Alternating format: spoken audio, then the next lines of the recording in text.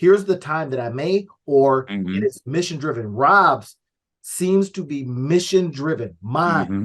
I wanted to operate under three pillars for the rest of my life. Mission. But then somebody sees what you're doing, they like it, they ask you, come run mine. That could Mm-hmm. be a money question. So, this business podcast, the Two Business Guys Mastermind, uncovers for you secrets and share tips and tricks to entrepreneurship as they mastermind on how to have startup, operational, and overall business success so that you can go on to get better results. Enjoy. Mission versus money. That's what we're going to be talking about today, everybody. What is the number that it would take for you to shut your business down and go work for the man, go work for the woman, whatever it is? Now, I posed this question to Rob. Is there a number that will stop you from doing what you're doing now and going work for somebody else? And the lawyer in Rob took me around this whole journey, but I want to capture some of this because with all the things that's happening in business, everyone, and all the things happening in your life, this could be a question that you may have to seriously consider, especially having, had a particular business that we had to unwind, and not me and Rob, but, had to unwind it because it was the best thing for that particular business. Right. And we've both been through that experience before of having businesses and unwinding them or shutting them down or whatever, or selling them. Yep. You run And out of so, powder, so Rob right. just laid out some things that here are some things to consider. So we want you to listen to this, grab this checklist, these tools so that you can go, here's the time that I made, or it is mission driven. Rob's seems to be mission driven. Mine, I wanted to operate under three pillars for the rest of my life. Mission. But then somebody sees what you're doing, they like it, they ask you, come run mine. That could be a money question. So Rob, what was that you were just saying? Yeah. What were your considerations? So before I jump in, before I put everybody in the middle of the conversation, I'm gonna give them a little bit of context because there's some of y'all that know us and have watched our stuff for a long time. There's some of y'all that don't. So I'll give you a little bit of background of where this conversation came from. The first thing that I'll say is Randy is correct. In lawyer fashion, he asked me a question and I said, it depends. But at the end of the day, the reality is the question that he was asking me is what's the number that it would take for you to if somebody came to you and said, hey, we want you to run our thing, what's the number? And I told him, I really don't know. I don't believe there's a number. And so to give you all a little bit of the history and the background of that, as we've talked about a number of times, Randy and I have run a number of different businesses, right? I had a multi-level marketing distributor business. I had a jiu-jitsu business. And now I run a leadership development consulting practice. And one of the things that led to my current business and the whole concept of this is a mission, it's not about the money, is when I was running my jiu-jitsu school and when I was still in the Marine Corps, one of the things that I noticed was that I felt like there was a mission, and this is, regardless of what your faith position is, one of the things that I always talk to people about is you have to know your purpose, you have to know your why, you have to know what resonates with you internally that tells you that you are in, communion and in the right lane. Right. For me, that's a belief that God has put all of us on this planet for a purpose and a reason, that we all have a gift, and that our job is to manifest that gift. That's how we make the world better. That's how we do our duty. That's how we earn our ticket to ride, if you would. So with all that said, when I was coming out of the Marine Corps, one of the things that I felt that really heavy, that kind of resonated with everything that I had done up to that point, was that when I would coach, when I would teach, when I would train, I had coached basketball, I had taught school, I had been a leader, I had done all these things. But one of the things that I saw often was that the thing that people got the most from me was the coaching aspect, the helping them to see different things and move their problems. Even though I was teaching self-defense and teaching jiu-jitsu, oftentimes I was helping people deal with life problems. And that was what they valued the most from the encounter. And so that was what I needed to get into. And I felt that this is back in 2016. But I started it, I tried it, and it it didn't go the way that I thought it was supposed to go. Right. And again, me and my infinite wisdom was like, well, I guess this isn't working. And I need to learn sales, and I need to learn these other things because I'm not ready. That was the deduction. And so I went, and instead of following that prompting and staying in alignment with that purpose, I went and tried to learn all of these things to prepare myself. Mm-hmm. And the experience that I had was the learning was difficult, and the preparation was like there was all of these things that were negative that were happening, and it felt like literally I was just banging my head against the wall. And finally I kind of acquiesced and said, okay, I'm not going to go this way. All right, obviously there's a different path for me. Let me go back to the path that I was told to go on, that I felt like I wasn't that I wasn't ready for. Like I was doing my plan, right? And you know what they say, you want to make God laugh, plan, right? So in that space, I went back and I shifted, and I got on mission. I got on plan, and it was hard, but it was easier because I had that resonance. I had that sense of inner knowing, that sense of inner peace, that I'm doing what I'm supposed to do, that I'm on the right pathway, that I'm moving towards my North Star, right? That I'm walking in alignment with my purpose. And so here we are 6 years later, or 5.5 years later, and I've built multiple six-figure business on our way to 7 figures. I've got employees, I've got all the different things. It's working. And so Randy was asking me the question of, what would it take for somebody to come, like, what's the number? What's the bag? Like, if somebody came and said, here, right now, 7 figure salary every year, come run our organization for us. And it was really a hard question for me to answer, because the reality is there's not a number. For me, it is a resonance and a feeling of, this is in alignment with my purpose. If I don't have that feeling, can't move. I've done that before. I've banged my head against that wall before. I've seen this movie. I know how it ends. I'm not going that way no more. So for me, the number isn't really the thing. And the thing that I would caution everybody to consider is, like, why are you doing what you're doing? If you're doing what you're doing for money, then obviously consider money. But if you're doing what you're doing for something else, then the biggest and most important thing is being centered and being clear on why you're doing what you're doing, and whether or not your current pathway is still in alignment with that. Now, there may be obstacles, there may be rocks and streams and moats and all the rest of that. So it's not as if you're going to walk a straight line. You may have to go around things, but knowing where you're going, right? In order to develop a path, if you put anything in a Google Maps, it's first going to ask you where you want to go, then it's going to ask you where you at, right? You need to know those two things before you can have any how. Once you have that, now the whole goal is making sure that you are staying in alignment in a direction that is congruent with and consistent with where you're trying to go. And so my advice, if I could give any advice to anybody on anything, is make sure you know your why. Make sure you know why you're doing what you're doing. More important than anything else, make sure that you know it and that you resonate with it, that you embody it, that it is your happy place, that it is your peace, that it is that space that when you think about it, when you really sit in it, it makes you feel at peace. Yep. Because that is something that you can then filter everything that comes to you through. That's the long-winded answer to I don't know what the number would be, because for me, it would have to feel like it's in alignment with whatever my purpose is. And that's one of those things and what I was listening for, everyone, is, hey, if I have to now travel away from my family, if I have to put in 80-hour weeks, that's going to have an effect on my family. I'm not doing it. There's no number. On my side, when I look at, here are the 3 pillars I want to run the rest of my life,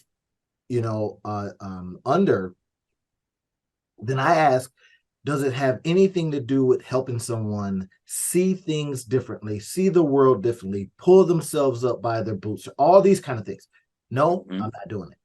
If it reminds me of the inflexibility of working those 80-hour weeks, I'm not doing it. Right. Yeah. So this is, as you're starting the businesses, as you're going out there doing these things, like Rob said, hey, be okay with the idea that I want to work a job because I don't want to do all this other stuff. It's going to take too much from me.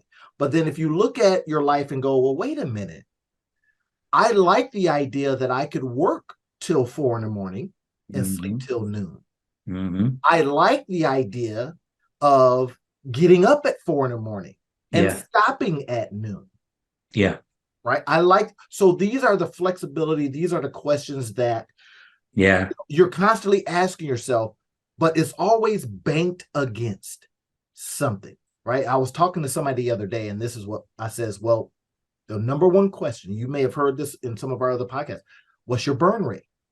I says, because the question that you're asking me now is relative to whether you can financially and whether you're willing to let go of some stuff. Now Rob turned me on to this book, 10X is easier than 2X. So, like the business experimenter I am, I started reading it and I said, this is my kind of book, right? Started really dropping into who I had actually read some of the two authors. I had read some of the author stuff, had not even realizing this. Wait a minute, this is the same guy that wrote Who Not How, and then they wrote that together. So of course, listen, anyway, so when I saw it, I says, well, the experimenter in me would like to explore that. And in very short order, just saying, okay, I want to create something impossible. This is not SMART goal. This is not even a stretch goal. This is a 10X, not the Grant Cardone 10X, but this is a 10X other way. And oh my God, the clarity. Now, because I like to operate like that anyway, right? Trying these things. And I took a lot of ridicule because it's like, hey, you're starting too many things. You're trying too many things, all that kind of stuff. You're not getting all that, right? Yeah. Was what really turned me on. And I turned away from it because somebody offered a number. And exactly right, and that's the whole thing. I love that point, and I want to be clear here. Like, I don't want to give the mixed message that I'm not like there's no number that would move me. What I'm saying is it's mission focused, right? My company is about helping people, right? Again, I believe that everybody's here for a purpose. Every one of us on this planet, if you're breathing, if you're awake, you have greatness within you that is yet to be manifest. So my company is all about facilitating the manifestation of greatness in as many people in the world as possible. That's the mission, right? The way that we, bring glory to God, the way that we do the things that we do in this world is to manifest that gift that's in us. The way that we earn our place on this planet is to do that. And oh, by the way, it just so happens that when you do that, you also help everybody else on the planet and you make the world a better place, like all these other great things. For me, that's the mission. If somebody has a better number and a better mission, for me, the question is then, does it resonate?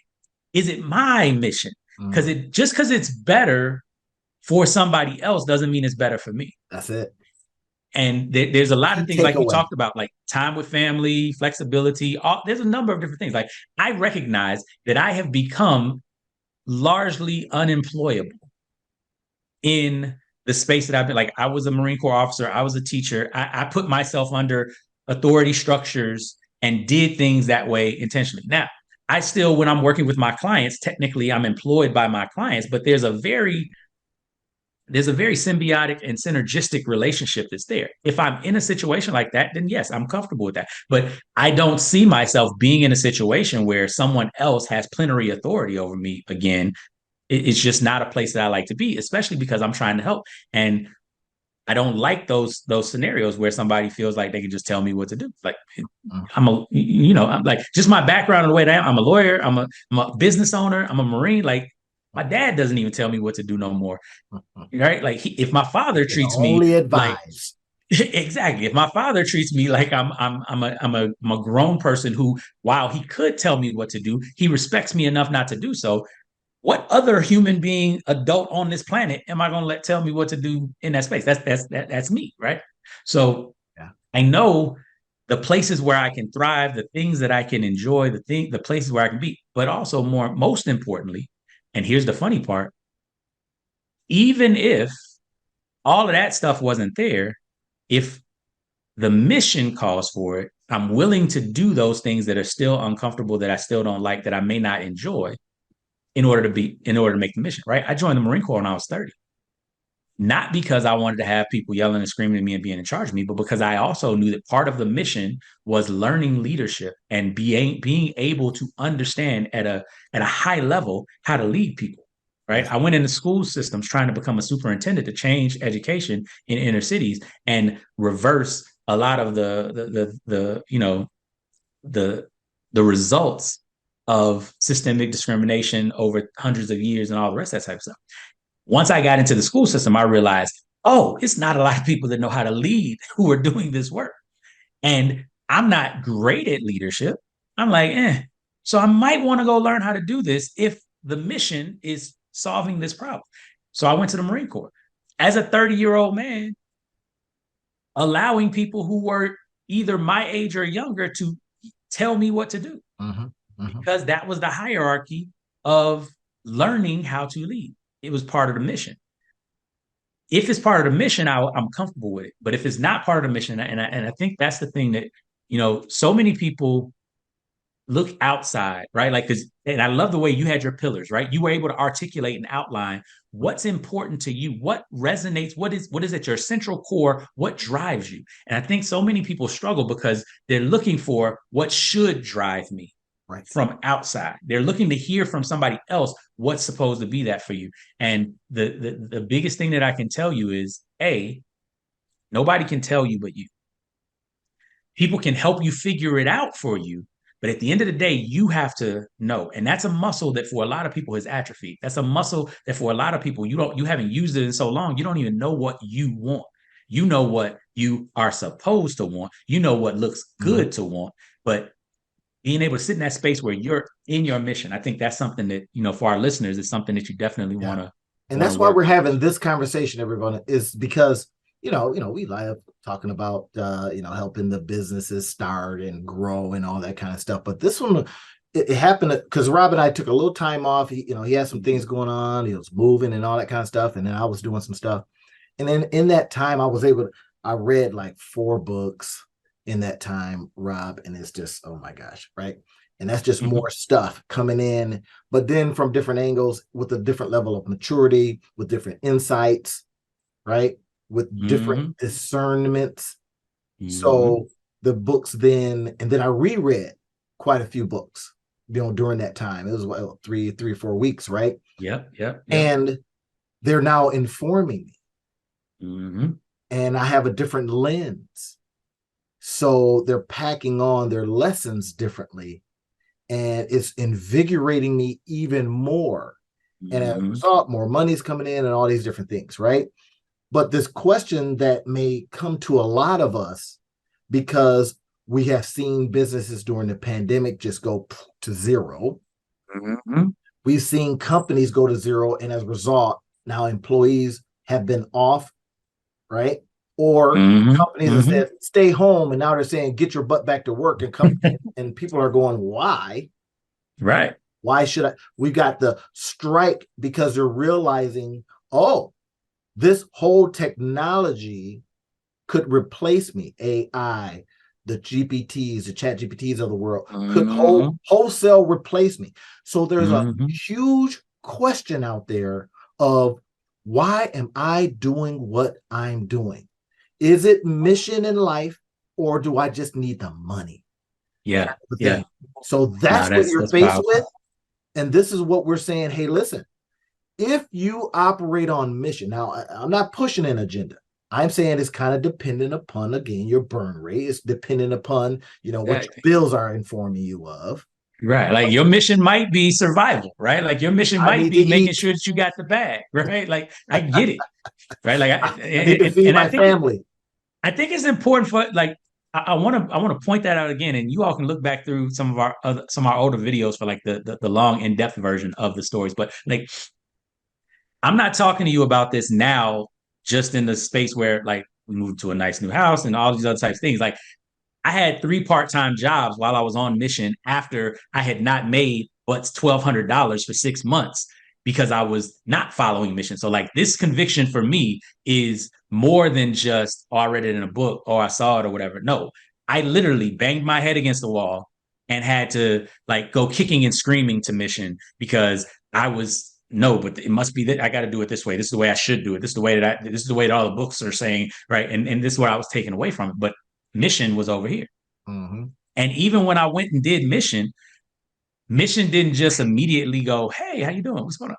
Right. I got enough to stay on mission, right? It was that sense of, right, your daily bread, right? Like your sustenance. And over time, it's grown and grown and grown, and it's gotten bigger, and it's gotten, 10x from where we started. But that process, right? It's not without its own sacrifice. So I don't want to paint this picture like if you stay on mission, everything's gonna be roses and unicorns. Like, nah, it's gonna be hard too. But the beauty of it is you have the peace of mind of knowing at your core where you're supposed to be. It's the same thing, like I tell people all the time, like I tell the truth because it's easier, right? I ain't got to remember what I said. If I'm always telling the truth, I'm always telling the truth. Oh, that is funny. I don't have to remember the story I told you. Right. Exactly. Right. That is so much fun. And it's so much fun to discover this stuff. I was listening to, I think I was on either it was a podcast or a webinar or something. And the guy says, he was being informed by, I can't remember the name, but maybe you'll get it, Rob. Mm-hmm. There's two things in life that's important, right? Mm-hmm. The day you're born and the day you figure out why. Right. Yeah. And now, who said that? I can't remember. Mark Twain. Okay. The day you figure out why. Yes. Now think about the day you figure out why. What is it that gets you? Now, will that be when you figure this why out and you discover that it doesn't pay as well? Right. Well, you got a decision to make. Yeah, you definitely have a big decision. And you discover that it's so mission driven that it drives you in an area that you are extremely uncomfortable going in. Mm-hmm. Decision making. Right.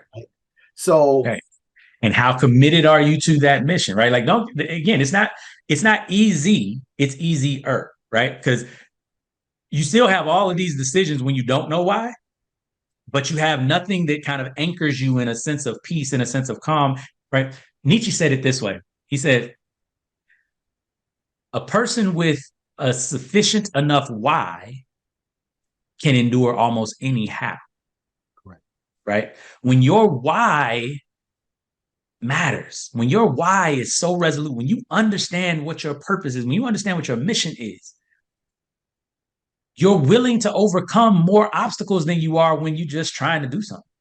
Yeah. Right? Like I it's funny. My wife was telling this story back before from when we were first dating. And it's so funny because this is exactly how I am, right? Like, so as far as athletics and everything, my wife was an athlete in high school. I was an athlete. I was athletic, but I hate running. I've always hated running. I don't like running. I can run a marathon. So obviously I can run, but I don't like running. And one of the things for me that kills my running is if I don't know how far we're running and what that looks like, mentally it is exhausting for me because I'm constantly like, are we there yet? Are we there yet? Are we there yet? Are we there yet? Are we there yet? Are we there? Right? Like, and that process will drain me. And so we were on a run. I think it was like a 2 3/4 mile run, like nothing major, right?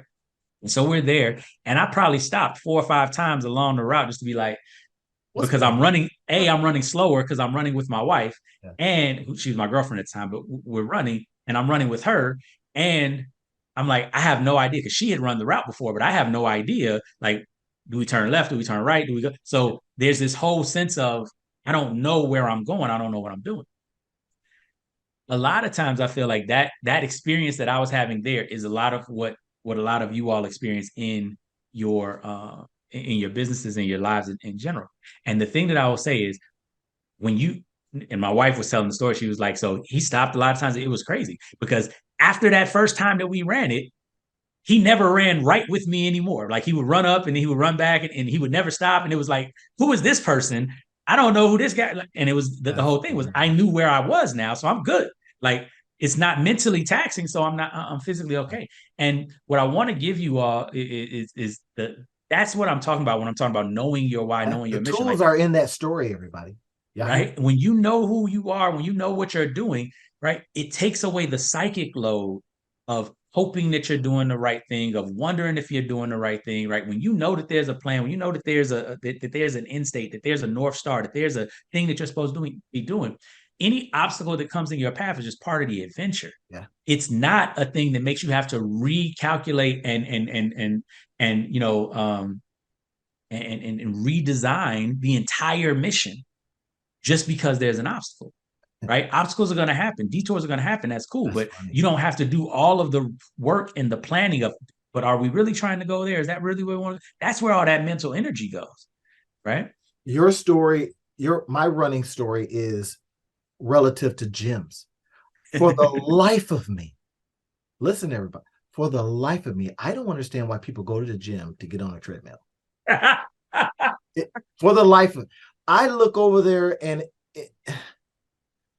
so I'm thinking to myself, again, I don't like, to your point, I don't like just walking for walking's sake.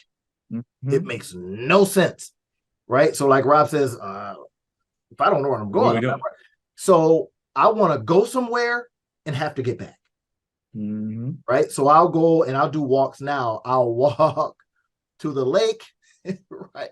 And I look back and I go, I got to walk back to get home. Right? I'm going somewhere. I know why. I know what's the purpose. But I'm not going to go to the gym, get on a treadmill because I got all this outside. Anyway, that's my story. But this really, exactly, it's a mission.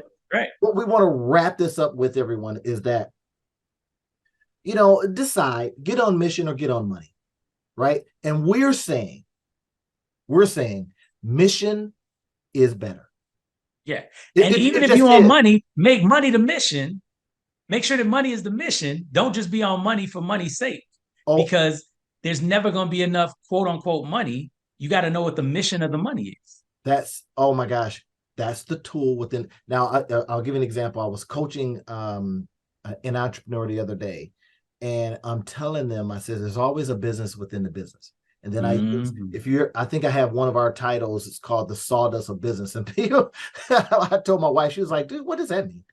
And then I had to explain the sawdust of doing a thing. In other words, when you're cutting wood, it creates sawdust. But then somebody figured out how to use that to make another created product. Pencil factories. Yep. Right. And it was like, wait a minute, we can create board from the sawdust. Yes. In other words, that's the business within the business. So I had to tell them, while you're doing this thing, it will kick off something else.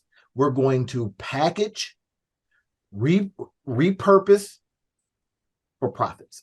And they were like, oh my gosh. I said, so therefore, there is no fail. There's do, see what is the sawdust of that doing, see if that's packageable. Now, y'all hearing my mission come out. Can I show people how to, whatever they're doing, create from that? Yeah. How to create, how to see the world differently, life differently. How can you monetize your life? That's my mission. And I create all kinds of stuff behind it. Monetize your life guy, monetize your life academy, monetize your life method. It's all there, all because that's the mission, right? And that's one of the pillars that I operate under, right? And now I go, well, wait a minute. If I can do this at a high enough level, I can make money. And if this is the thing that constantly gets me up, right? And I don't have to look and says, well, this is just trending. No, because people are going to continue to live their life. So can I help you monetize it? Can I help you see what's in it? And as a result of it, earn a good living for yourself. That's it. I'm getting up every day excited. I'm thinking about it when I'm not doing it. Exactly. That's when you know you're on mission, and the mission will bring you the money. That's all we got for you today. Ooh. Mic drop. The mission will bring you the money. Okay, that's it for us. We'll catch you on the next episode. If you liked, of course, this episode, send it to somebody. Share the tools that we have placed within our narrative for you to pick out and share with them. Subscribe, do all the kind of stuff, right? We'll see you in the next one. Awesome.